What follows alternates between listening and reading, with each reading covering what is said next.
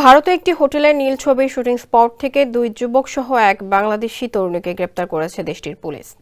গ্রেপ্তাররা হোটেলে room book করে সেখানে অশ্লীল ভিডিও তৈরির পরিকল্পনা করছিলেন। এ ঘটনায় গ্রেপ্তার দুই ভারতীয় যুবক আসামের বাসিন্দা। এনডিটিভির এক প্রতিবেদনে তথ্য জানিয়েছে।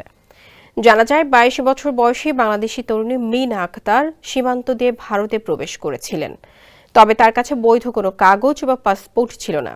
পুলিশের ধারণা মিন আক্তার হয়তো আরও বড় কোনো অপরাধমূলক চক্রের অংশ ছিলেন, যদিও এখন পর্যন্ত এ ঘটনার সঙ্গে জড়িত আর কোনো অপরাধী বা চক্রের তথ্য পাওয়া যায়নি। তবে পুলিশ তদন্ত চালিয়ে যাচ্ছে এবং তাদের খোঁজে তল্লাশি অব্যাহত রেখেছে। স্যান্ডেলিনা সো, রূপচর্চায় আভিজাত্য। এ ধরনের কর্মকাণ্ডের মাধ্যমে সমাজে অশ্লীলতার বিস্তার ও আইন লঙ্ঘনের বিরুদ্ধে পুলিশ কঠোর ব্যবস্থা গ্রহণ করার কথা জানিয়েছে। এ ঘটনায় আসামের গুয়াহাটি পুলিশ জানায়, তারা এই ধরনের কার্যক্রমে জড়িতদের বিরুদ্ধে কঠোর আইনগত পদক্ষেপ গ্রহণ করবে এবং অন্য অঞ্চলেও এমন ঘটনা পুনরাবৃত্তি রোধ করতে প্রশাসনকে সহায়তা করবে।